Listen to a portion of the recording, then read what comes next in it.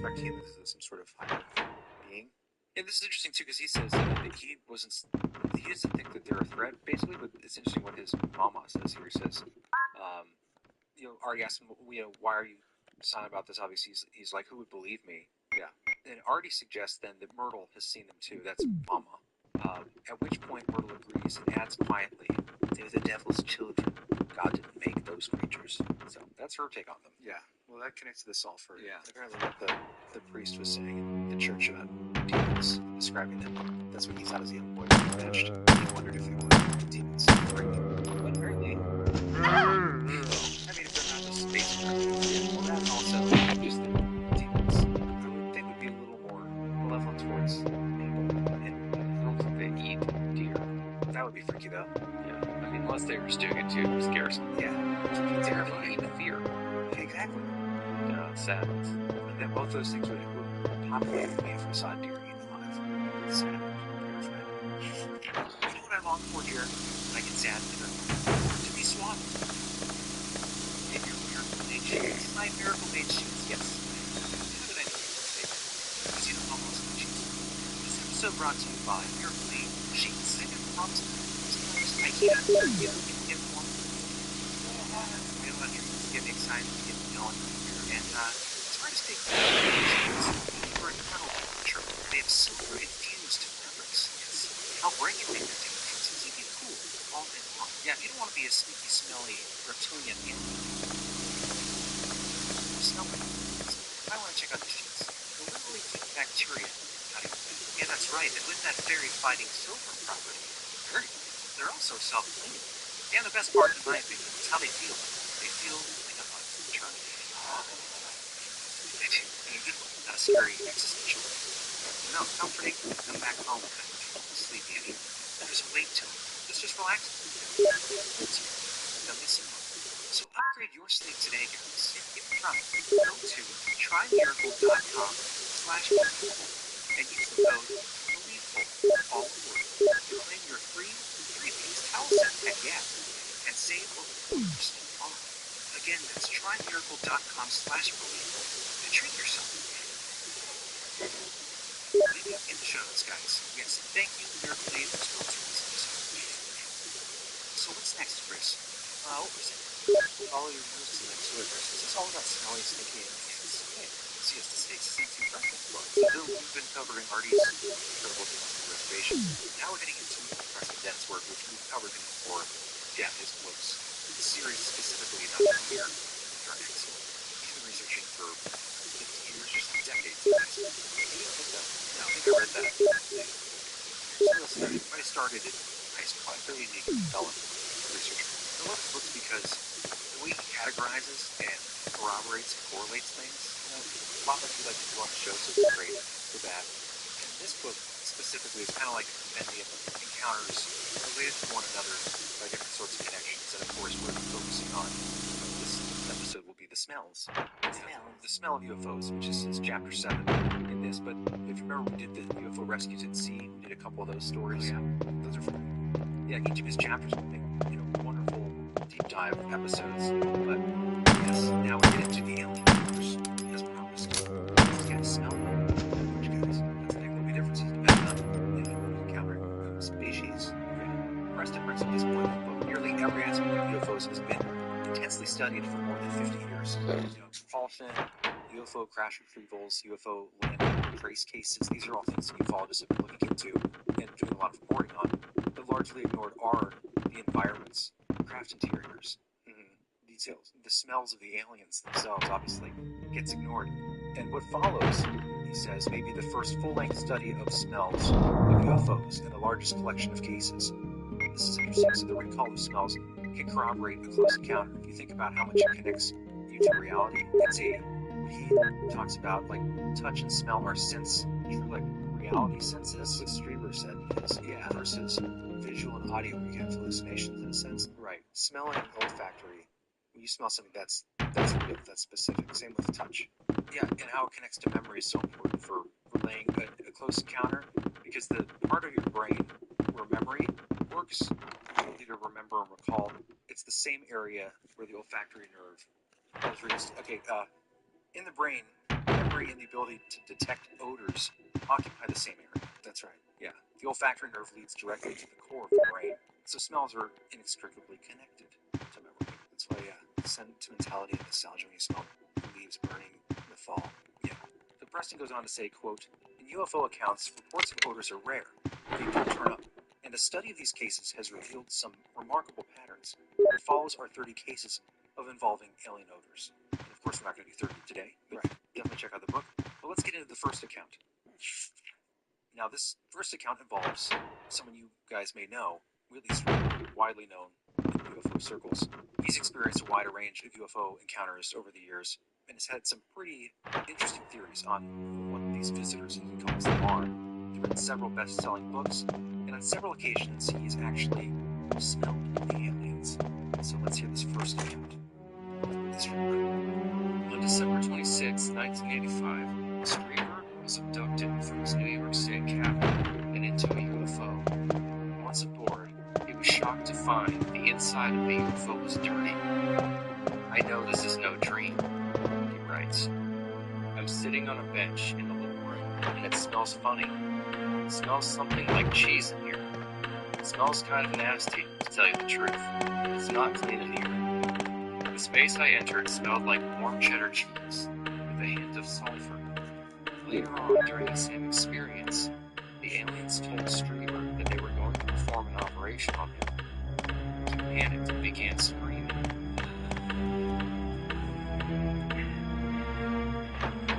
The alien then asked him, "Can we help you stop screaming?" Streamer then used a strange but amazingly effective method to ground himself into reality. He said, "You could let me smell you." The alien then pressed her cheek up to Whitley's face, allowing him to smell her. Weird. Yeah. That's so strange. I wonder how he knew the sex of the alien. Maybe she'll let Scarlett Johansson in Under the Skin. Remember that creepy movie? Oh, yeah. You see that movie? Close enough. She's just like a seductive alien. Spoiler alert. That It's like an art film, very interestingly shot. And she basically like approaches men, kind of like lures them, almost with like a walk. And then they appear on this ship. it's like a black void. It's basically a black lake of darkness. All you see is her in this view. And then the people slowly, they get naked with her in the dark, and then they start to dissolve.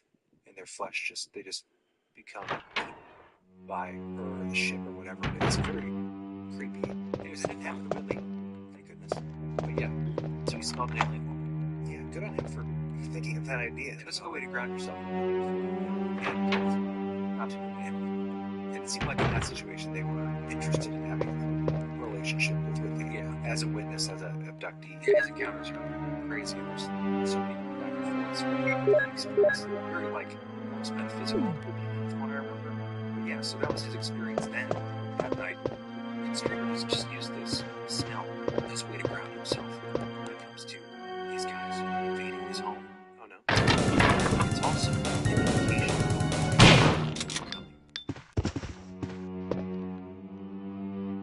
As we'll hear in this account.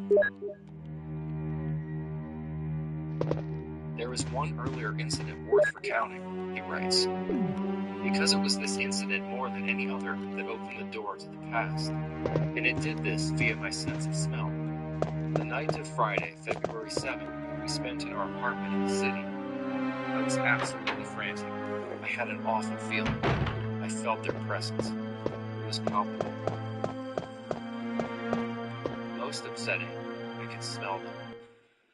I could smell a distinct odor, as if of smoldering cardboard, and it was familiar from the past.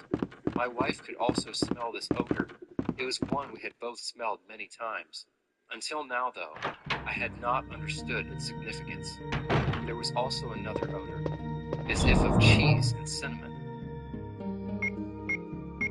For Streamer, the smell of aliens was extremely important, and was actually the impetus that led him to consider the reality of his experiences. As he says, I remember the odors I had smelled the night before. Odor is an excellent trigger of memory, and the odor of smoldering cardboard seemed to unlock a lot of doors. I smelled it in 1972 or 1973. My wife and I had gone down to San Antonio to see my family, and we were sleeping in my sister's old bedroom. In the middle of the night, I suddenly received the impression that I just heard a loud noise. I decided to get a glass of water. As I left our bedroom, I noticed a strange smell, like smoldering cardboard. As I went toward the bedroom to get my water, a small, dark figure with a red light in its hand burst out of my old bedroom and dashed downstairs. Freaky. Those little dark creatures I remember from some of those accounts. Yeah, you see the one that had like little, almost robed, yeah, goblins that were similar to the near-death experience entities? Yeah, those are some of the entities he encountered. That sounds like it at the end of that one too. Bizarre. That's the frightening idea. The idea of you smelling something and then knowing that they're coming. Yeah, there's no escape. Even a basic earthly level, those that connection with Bigfoot and that kind of dead smell, dogmen, blood, yeah, decay. Yeah, maybe all these things occupy some supernatural space, or they just think, or they have like rotting flesh on them. Yeah, from the kills. Exactly. They don't bother flossing. I'm sure their teeth are gross. Reminds me of that story with the guy driving down the road. Oh yeah, the clacking on the road nails. Yeah, well, the guy that was terrified with the cherry bomb muffler. Yeah, I remember him saying like smell. Yeah, and the mouth was like right there, and it was like rotting flesh. Yeah. Ugh. Yeah, I remember that. Luckily for Whitley, I think his smells here were like cardboard, rotten, like decaying cardboard and like cinnamon and cheese. What a weird combination. Sounds kind of good. Cinnamon and cheese. Sounds like a weird, I don't know, some kind of like flavoring. It reminds me of like if you let your kid make you like breakfast or something. They put cinnamon on your cheese, Dad. Macaroni and cinnamon. That sounds kind of good. Imagine like cheesy popcorn with a little cinnamon on it, a little sweet on that. Cheese, cheesy cinnamon. Maybe the aliens have come up with the flavor combination that we just aren't privy to. It's actually a great idea. I'm disappointed people really don't like it. We should comb these smell stories or these kind of culinary combinations and see if they make sense to the palate. We should actually try to make sense. It's just pregnant. It's possible. You know, pregnancy can sometimes they create weird combinations. That's what I hear. Like pickles. Pickles and ice cream. What do you guys crave out there? What are you guys gonna get on this break? You guys gonna have some cheese and cinnamon? Try it. Let us know how it goes. Yeah, seriously, let us know in the comments. But no cheating if you try this at home. You can't have like the cinnamon sugar. It's got to be just the kind of bitter cinnamon. That's a little harsh. I don't know if that would even do anything, because otherwise cinnamon doesn't really have a flavor. Well, yeah, but that's what it is. Well, I think he's probably referring to it smells like cinnamon he's used to, which is cinnamon sugar. Maybe he's probably saying it smells like the bitter cinnamon root. Well, I don't think the smell changes the smell, does it? Maybe. These are all important conversations you should consider at home. Yes, absolutely. All right, well, let's take a quick break. When we get back, we are going to get into some terrible stenches. All right, so ready for the trenches with the stenches. See you later.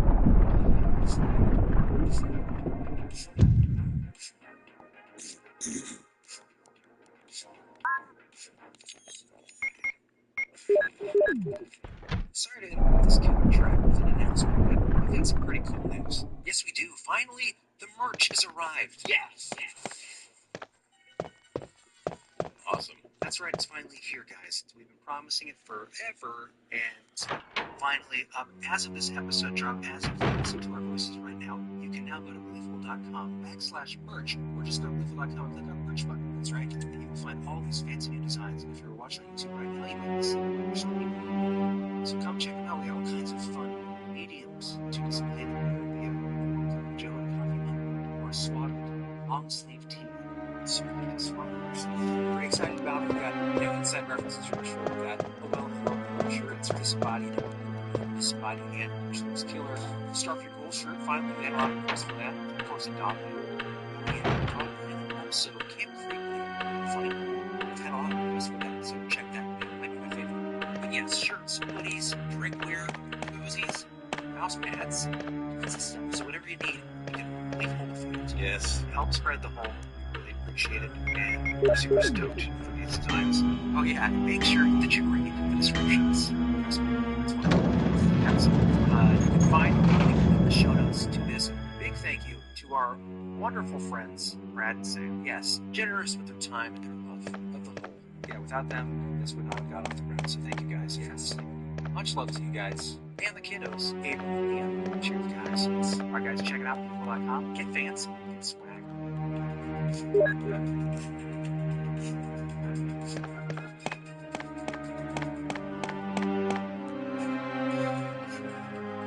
Guys, your sniffers are ready. We're going to continue on. This next story is a very interesting one. And I had not heard of this yet. It has been out there for a while, but if you guys are familiar with it, it is an international case. This happened in Switzerland in the 1950s, and there's some controversy around it, which we'll get into after. A unique and controversial case occurred on the Swiss countryside on December 20th, 1958. Two young men, Hans Gustafsson and Stig Rydberg, were driving along a remote road when they encountered a strange illuminated disc. Upon investigating, they saw a metallic disc. Suddenly, they were both grabbed by two, quote, blobs, like protozoa, just a bit darker than most, sort of a bluish color, hopping and jumping around the saucer like globs of animated jelly. The drag the things exerted was terrific, and they gave off such a terrible smell, like ether and burnt sausage. The two men were able to escape from the sticky grasp of the gelatinous creatures and quickly fled the area. At first, they elected not to tell anybody. However, it was the odor that led them to see a doctor. He endured it for 3 days, said Gustafsson. Then we decided that we should see a physician. As the report reads, quote, that terrible stench seemed to stay with Hans and Stig. It seemed to have scarred their nostrils with its terrible odor. It must have been bad. Yeah. Pretty bizarre account. Blobby, these are all bizarre, Chris. Yeah. This one's interesting. Burnt sausage and ether. Yeah. Can't imagine that. No. I'm not sure what ether smells like either. Curious George knows. What if that's like ozone? Maybe that's what they mean by ether. Well, because ether, ozone, it's all kind of atmospheric, and that's the smell you hear a lot in these accounts. I think ether is referring to the chemical compound. Oh, that's Curious George overdosed on the t-shirts. Oh, that's right. Not like ether as in like the ether around us. I gotcha. You're probably right. What does ether smell like? While you're looking that up, I'll tell you about the controversy. Sweet odor. Oh, it's like a sweet odor? Aromatic. Sometimes described as a hospital odor. So like a cleaning supply kind of smell? That's what I've imagined. Yes, solvents used in paint thinners, paint removers. Mix that with burnt sausage, and you get the smell of these blob people. Yeah. Weird. Speaking of weird, if you guys listening right now, like us, are always jonesing for more weird stories, we're at deep dives into the bizarre. And one of my favorite places to get them, Chris, is the Y-Files. Very great podcast, great YouTube channel, and they cover all the stuff that you guys are fascinated by. Astronomy, conspiracies, aliens, time travel, even ancient civilizations. They dig deep.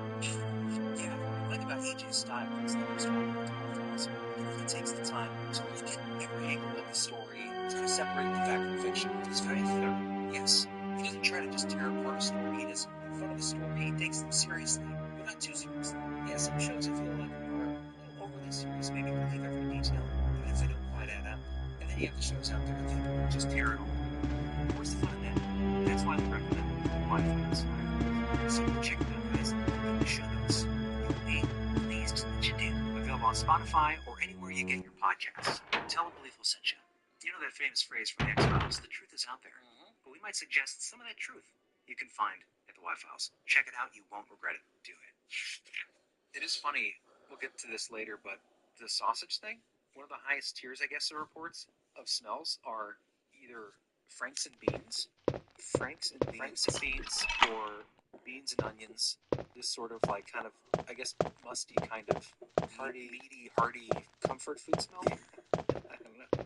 It was interesting. So this story, the story of these blobs, there was some controversy. Some people allege that it was a hoax because the Blob, the movie, was released September 1958, and this case, which made international news, was 3 months later in December of the same year.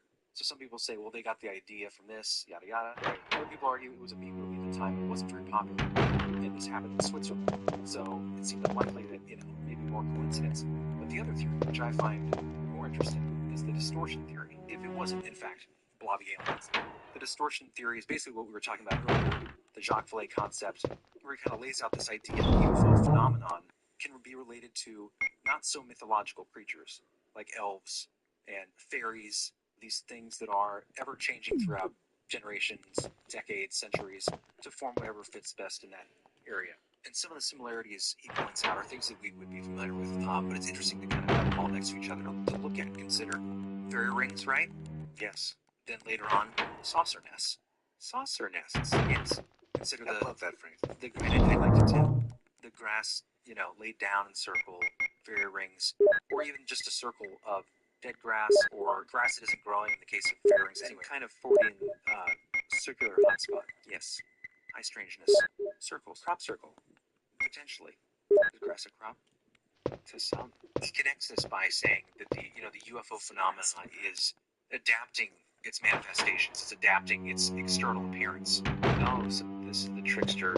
Right, like I mentioned, the masks, the facade. This kind of goes along with Keel's concept of the ultra-terrestrial. The ultra-terrestrial, which is like the Fortean theory of everything. Right. It's basically changing to match the zeitgeist of the current culture. But for what purpose? And this is what I think is interesting. But the idea of the distortion theory is that it's a control system that somehow, through this, you can control humanity, at least manipulate the culture, right? Because the idea is that it's bizarre enough where it's going to make people wonder what's happening, but also bizarre enough that people high enough up don't want to look at it. So you're able to manipulate things at a lower level without really people looking into it. It's the idea. This idea. It's the Bill Murray effect. No one will believe you. That's right. That's the. If you guys don't know that, that's the famous lore around Bill Murray, where he'll get in an elevator, look at you, and then hit all the buttons for every floor, and then step out of the next floor and turn around and say, "No." I actually did a documentary on that, which was interesting because it turns out a lot of these stories are true. Yeah, we'll link that for fun. But that's interesting. It just reminds me of this concept of kind of the wild card simulacra of reality. Yeah. Also points to the possibility or a mechanism of simulation theory. Yeah, you could definitely look at it that way. That all of these things could just be part of the game. Just somebody putting in a thing to mess with players. Maybe the builder of the game or the designer hiding himself in like SimCity or you or the tornado. Yeah, wrecking the roller coaster. Maybe that's roller coaster tycoon. But you know what I mean. Right. So in considering all of these things when it comes to the distortion theory, even Dr. Hynek, the famous ufologist, considered one of the world's leading authorities on UFOs up until his death. The father of the scientific question of UFOs. Even he questioned the extraterrestrial origin way back when, in the 1960s. And in UFO Report magazine in 1976, this is what he had to say. I must say that the extraterrestrial theory is naive. We must consider the various factors that very clearly indicate a link, or at least a parallel, with episodes of paranormal nature. That's interesting to me because I didn't know he was at all looking into that side of the reality, to these things. Paranormal connection. Interesting stuff. But I think it's time to smell a little more. Okay. This next one comes from Dennett's book as well. We're going to go back to Screeper now. And it's 1998, a couple years have passed, and he's back in his infamous cabin, where a relative has a very close encounter with one of these visitors. This is called Playthru. In 1988, a visitor to Screeper's cabin had a fully conscious bedroom encounter with a great type alien. The lady, Raven Dana, was able to observe her being quite closely, including at one point touching the figure, and of course, smelling its odor. She was sleeping in the cabin. The automatic motion detector lights came on outside. She was startled to see a small gray alien standing at the foot of her bed, touching her leg. It stared at her for a few moments. It was then that Raven noticed its odor, which she described as, quote, kind of a musty odor, like the wet fur of an animal. Not unpleasant, but very woodsy. A few moments after Raven's encounter, Lord Barnes was asleep in another room when she woke up to find apparently the same gray alien entering into her bedroom. She independently gave an identical description, including its body odor. she described as, quote, a musty odor. I would liken it to damp, woodsy. Streeper says in this case, quote, it is interesting that they both use such a specific description independently. This implies a very identifiable odor, and more importantly, a real one. Two people might well both imagine a scent, but not the same precise one, not after 20 years. I have been interested in their odors because I think smell and touch as confirming senses, much more so than sight and sound. Over the years, I tried to smell them and touch them as much as I could. I have noticed many different odors, the most notable of which is the human smell. The human smell. I'm just picturing the stripper very touchy. He wanted to smell himself. Runs under his sleeves. Interesting the stories up in his cabin. Very curious on both sides of the encounters. Like these different sorts of beings that visit there seem very curious. Mm-hmm. And then he's of course sniffing and smell curious. Yeah, interesting place. So, what if he smells as many aliens as he does the lady aliens? Why would you forget that? Good point. But there we go. We have that connection back to even Party 6 killer stories from the reservation. We have the stripper case, musty, damp, woodsy. And then the railroad rescue, that first story we did, swampy, smelled like rotting trees. This is kind of like swampy, weird, like what's going on with that? So I think it's kind of interesting. So the most notable thing was the human smell of them. Yeah, I'm not sure what you know by that. Well, maybe that it was a very inhuman experience. So why would they smell human? It's a bit unsettling, isn't it? I don't know. I mean, it is interesting. Like Strieber got closer than any other contactee in this episode. He literally asked, "Can I smell you?"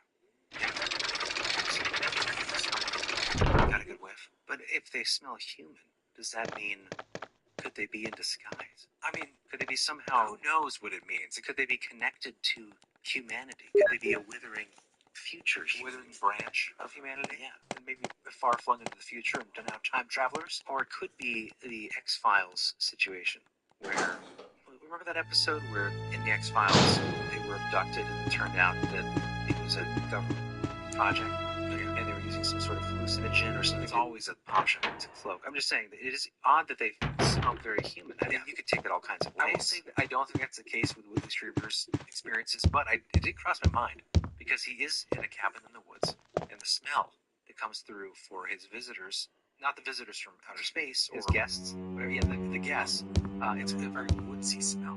Are they like hunkered down in old pine needles, like waiting for people to fall asleep and then come into the I cabin? don't think so. No, but it's a very slim possibility. No, I think you could also make the argument that the human smell, when he wanted to be grounded and so he wanted to touch, he wanted to smell, is there also a possibility that they projected that smell to make him more comfortable? And of course, it's a possibility, yeah. Of course it is. Also, the human smell is a musky smell. Well, you're smelling.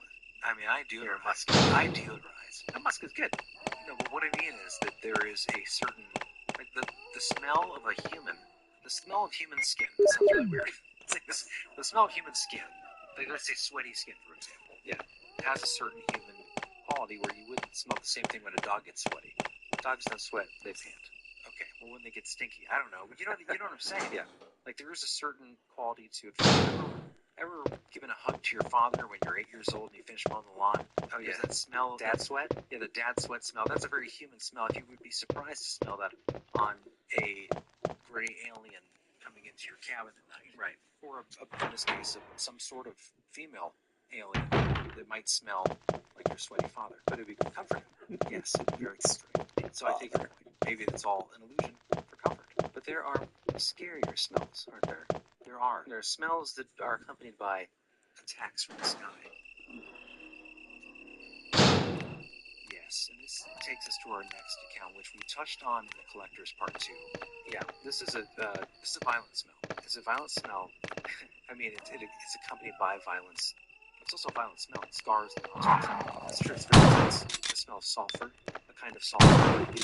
The act of violence that goes along with it. This is a story coming up that takes place in Brazil, and this was a spate of accounts that I really want to cover in an entire episode on its own. after discovering it from the book UFO Danger Zone by Bob, I forget his name, Bob something. UFO Danger Zone by Bob Brown. The amount of attacks, people who were being brutally assaulted, harassed, laser shot by these beam-wielding fire creatures from the sky, these chupas, they call them. This could be its own complete episode, but it does keep us in this concept of the smell, because the smell, oddly in this next story, despite the physical attack, sounds like it was the most effective. Right. And I had no idea Jacques Vallée went down to Brazil and interviewed these people. I was familiar with the story. Obviously, we covered on Collectors Part 1 or 2. I forget. But I don't know I should say this because I can't remember if it was. I remember it was Jacques Vallée. I know you're right. It was. I did grab it because he wrote the foreword. That's right. That was the synchronistic episode where I grabbed some stuff from Brazil with these violent chupa attacks. The book I was referencing was a Jacques Vallée book. Was it Passport to Magnolia? I can't remember the book. Yeah, I think it probably was. But you were on Bob of UFO Danger Zone, and he had written the foreword to it. So they both had experience in Brazil with these chupas, which I hadn't really heard anyone cover. I mean, it's been, wow, I guess 40-some years. I'm sure some people have, but yeah, I've never crossed it. But it's a fascinating chapter of UFO strangeness and violence. I just think it's fascinating that we never really hear about. I mean, we have the Tic Tac UFO. We have all these discussions now about UFOs and the interactions with whatever these entities or these crafts are, but you rarely hear about the fear and the violence. Maybe because it's not happening much. Maybe there were different races of beings or entities or transdimensional forces, but it definitely seems to be a regional thing too. The violent things have been happening in South America for decades. It's hot down there, and I feel like, to make a dumb joke. Yeah, I mean, when we get angry, or just like, things get hot in the summer in the city, there's more violence. I'm just saying, it's hot in the equator. People have shorter tempers, and so do UAPs. And they're ready to fire. So Chris set us up for this next tale. Not my theory. Yes, this next account is fascinating, and it may sound familiar. If you listen to our Collectors Part 1 and 2, this is called Like Burning Sulfur. A large number of dramatic UFO accounts have come from Brazil. Some of these involve beams of light that cause what appears to be some sort of radiation sickness. Some of the witnesses died after being struck by beams of light from these objects, which they called chupas. In at least 2 of these cases, odors were reported. The first incident involved a hunter. As Jacques Vallée, the investigator of the case, writes, "A theory among local people is that the chupas are attracted by the flashlights. They come over the handles and strike the victims with their concentrated beam.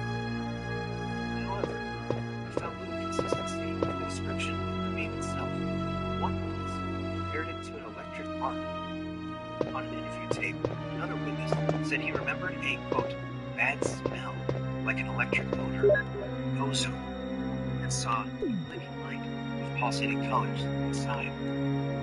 Another incident occurred in 1982 to Manuel, a prospector and outdoorsman. He encountered a chupa while hunting. Jacques Vallée goes on, "Manuel shot and killed a deer early in the night. As he laid his hand fight against his side, 2 objects in opposite position by the beam. He did not hesitate to take aim and fire the lights. Seeing that this had no effect, he jumped down from the tree and started running. One of the objects stayed in hot pursuit, shining the beam in his direction as he staggered through the underbrush. Every time the light hit him, he felt weak and fell. He also smelled a foul odor. The whole incident, which Manuel calls, quote, the worst thing in his life, it was the smell that affected him the most. It was penetrating, like burning sulfur, and it made his nose run. It did not impair his breathing, but it forced him to clear his throat at frequent intervals. He believes it was the smell, rather than the light, that made him fall, and that it was the piece of cloth over his nose that saved him." Wow.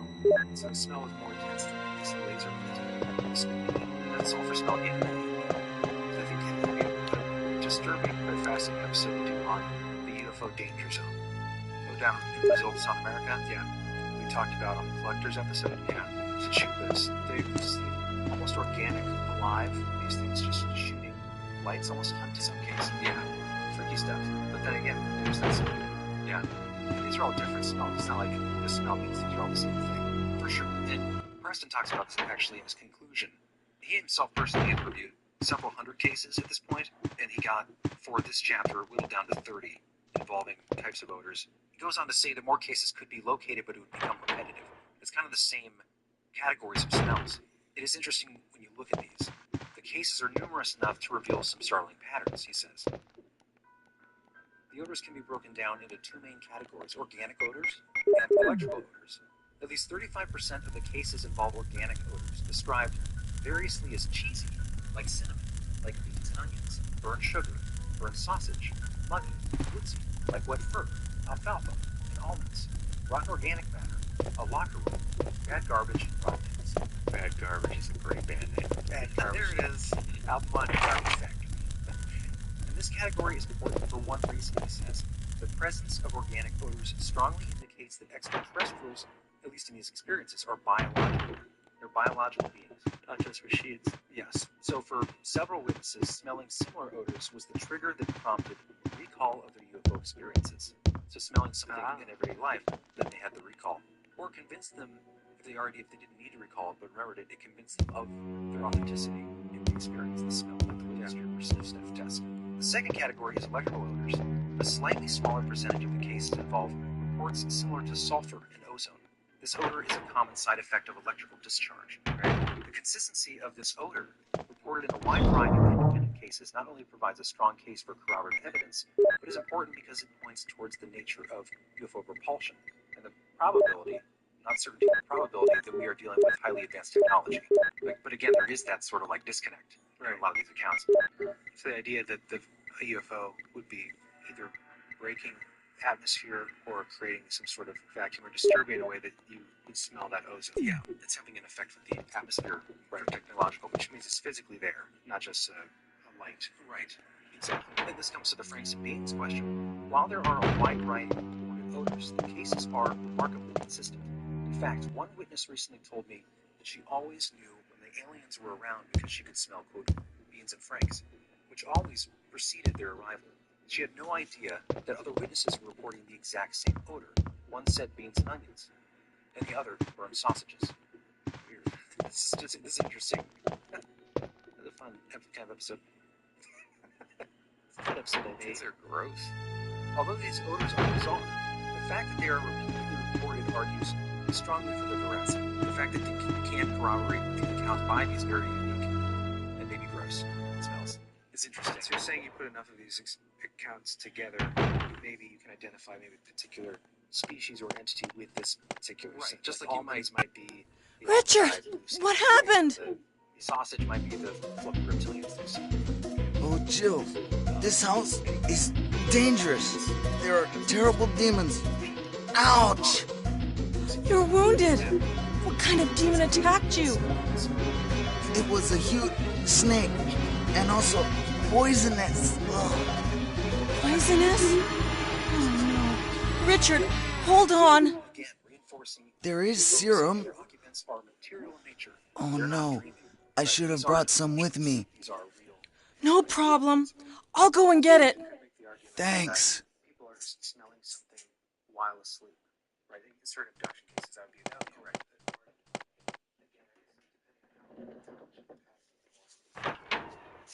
Specific smells.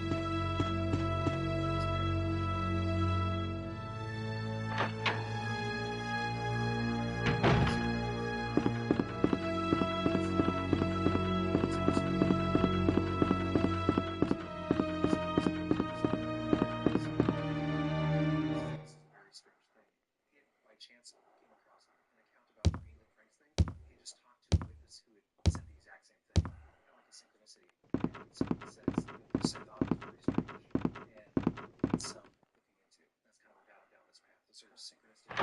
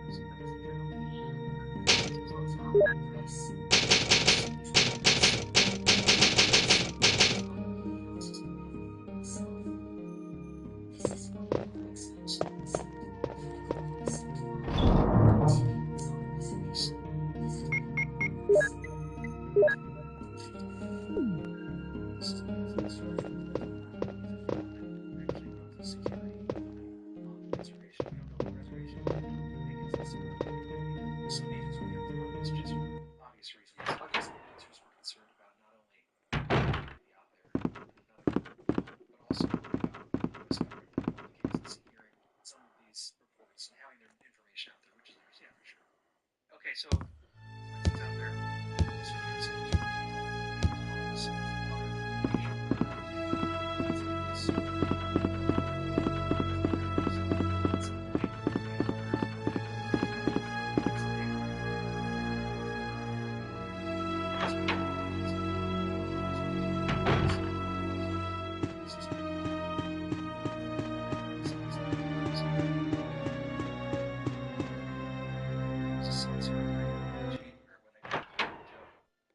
Who works on the east side of the village. He said he was sick and unable to leave several unoccupied houses on his rounds. I didn't have anyone to cover for Joe, so I decided, despite the distance of 50 miles, to cover him.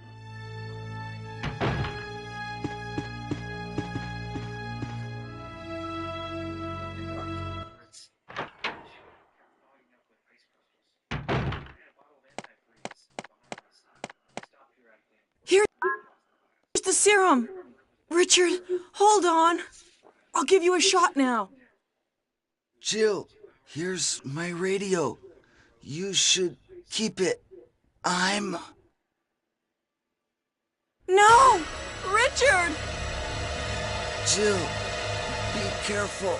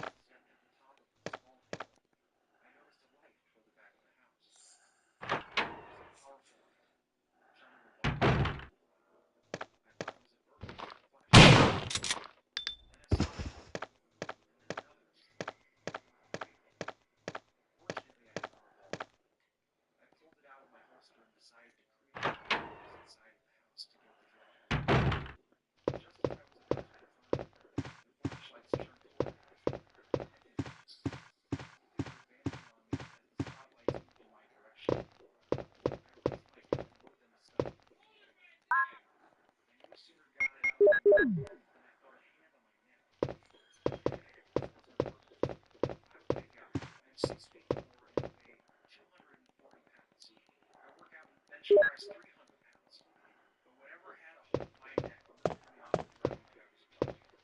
I couldn't see who it was, and the more I struggled, the more my assailant squeezed my neck. I finally gave up, and once I relented, I saw the faces of the others. They're not people.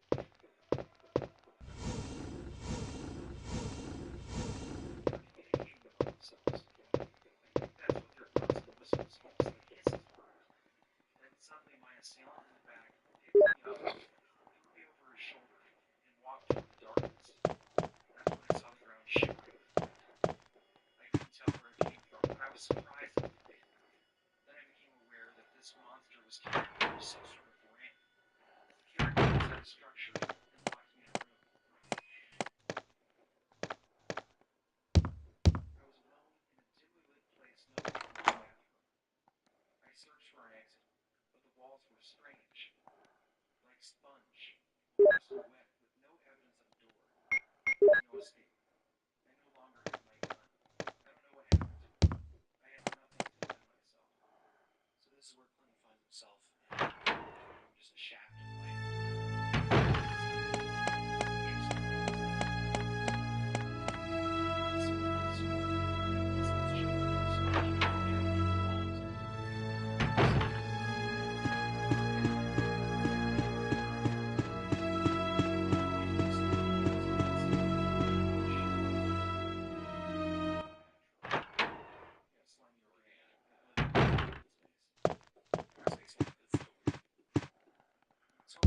So eventually he feels a sensation of being alone. And at that point he's like, okay, scaly figures, black faces, big white mouths. They looked like lizards. They must have stood 8 feet tall.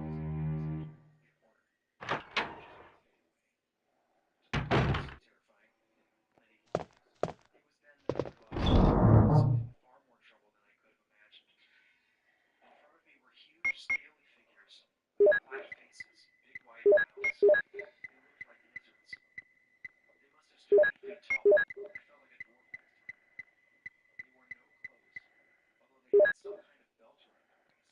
weird to even showing about.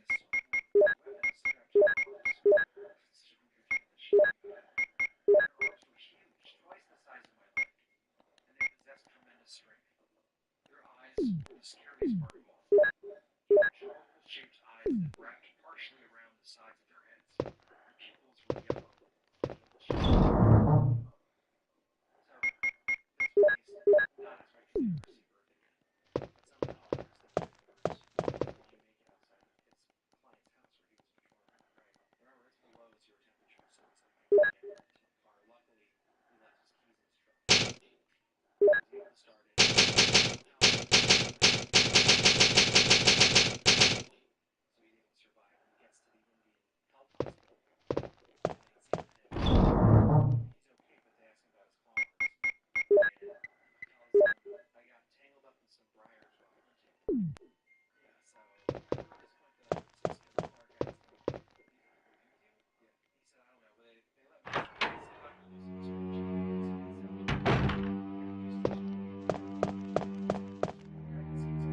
he lost his clothes in a poker game. That's such a weird story. What he's supposed to say. Yeah, exactly. Yeah. Yeah, I got abducted by reptilians. Yeah, he probably didn't want to have to make a report. He took my clothes. Anyway, interesting account for sure. Seems like they could just kill someone.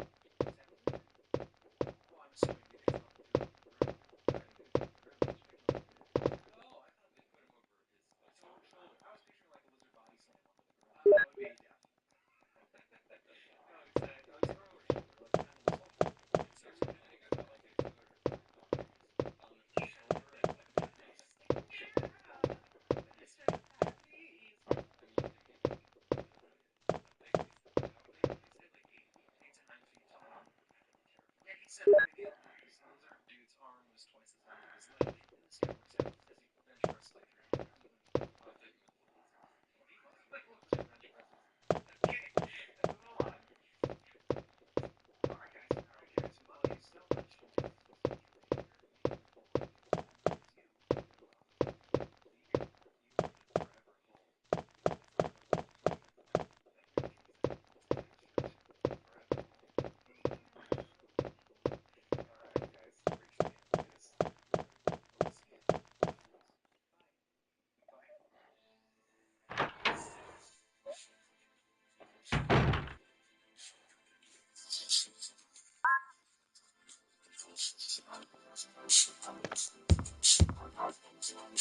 Listen.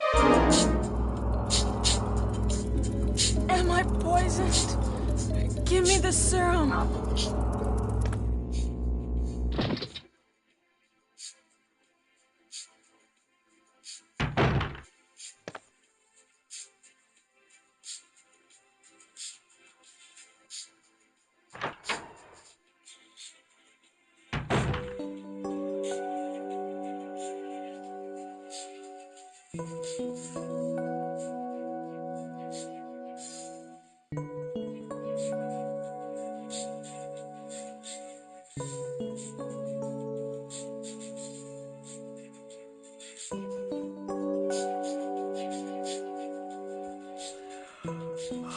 Barry. Barry?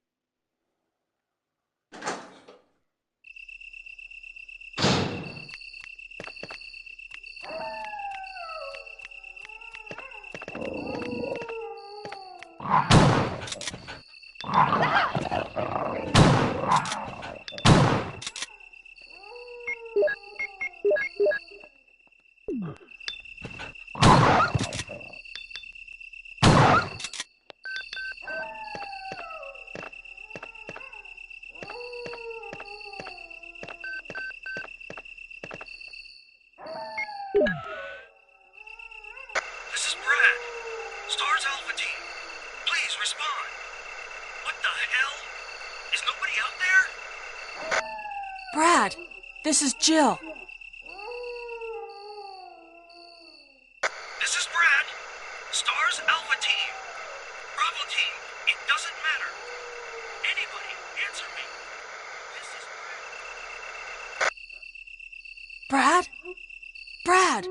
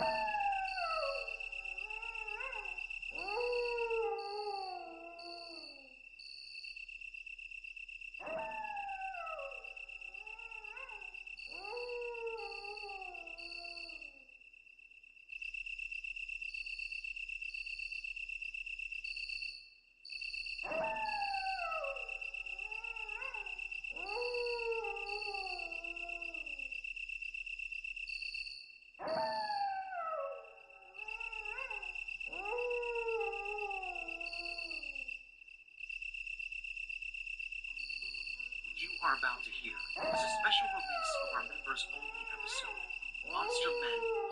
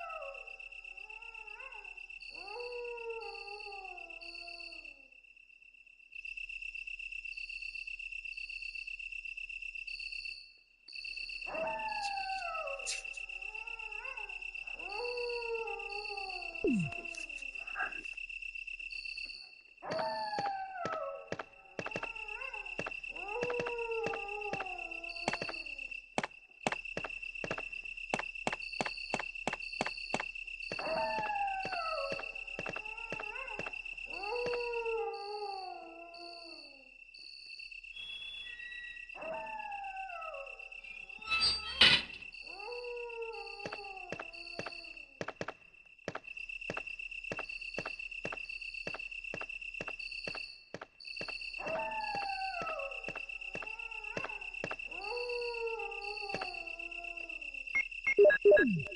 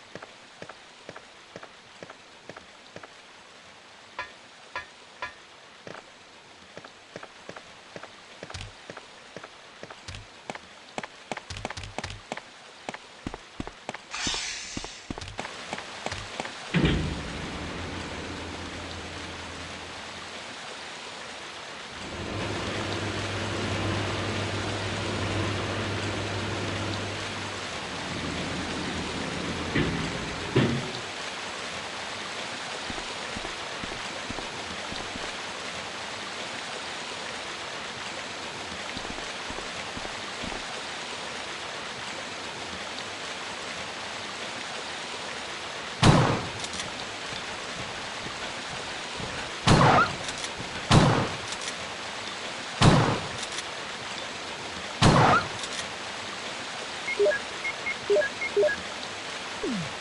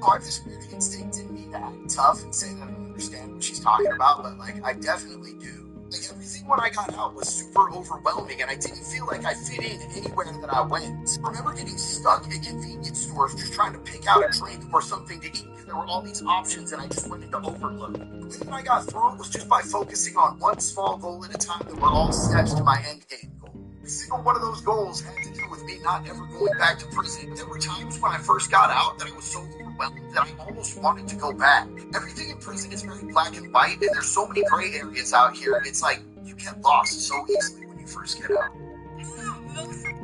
Terrible feeling. Prison best like you. I don't feel free here. I'm so overwhelmed. And I don't have no friends. I have nobody. I don't know why. I was so wanting to come back, and I want to go back to prison so bad. I don't want to be out here. I have this weird instinct in me to act tough.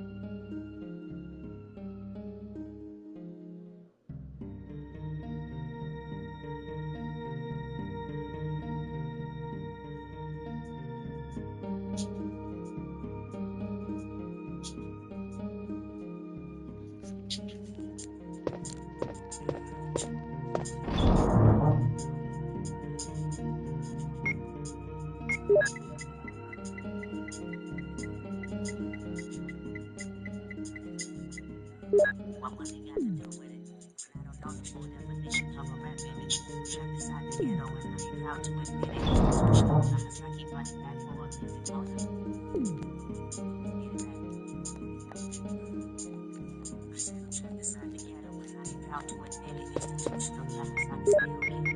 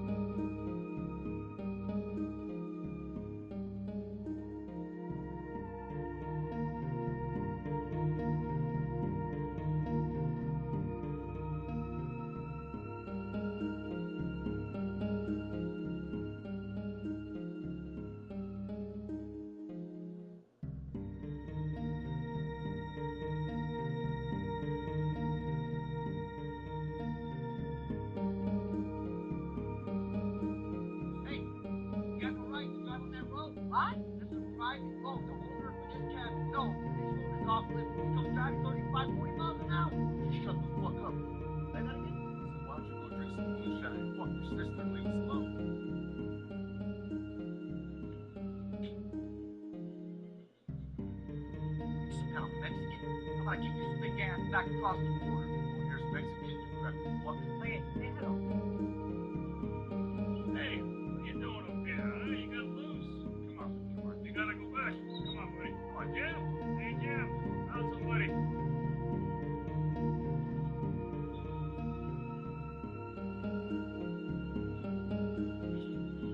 Mickey, let's go.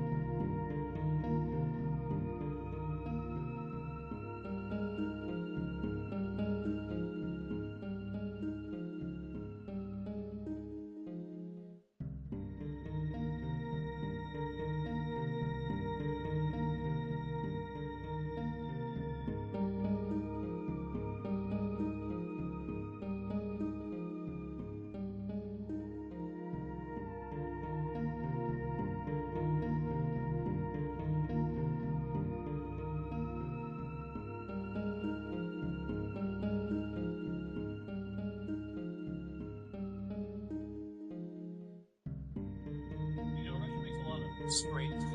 You know, what is stranger than a super heavy titanium helmet with a visor? The question is, what can this stop? If they get shot in the face with a shotgun, I can't see shit. We have our Benellium for, we have full power buck. Oh, dude, that's no good, bro. It cracked it? Did stop it. 3, 2, 1. This Giga Chad Russian helmet just did not care. I mean, it stopped it dead. It maybe a slight little bulge right there. That was a full power 124 grain NATO round out of a full size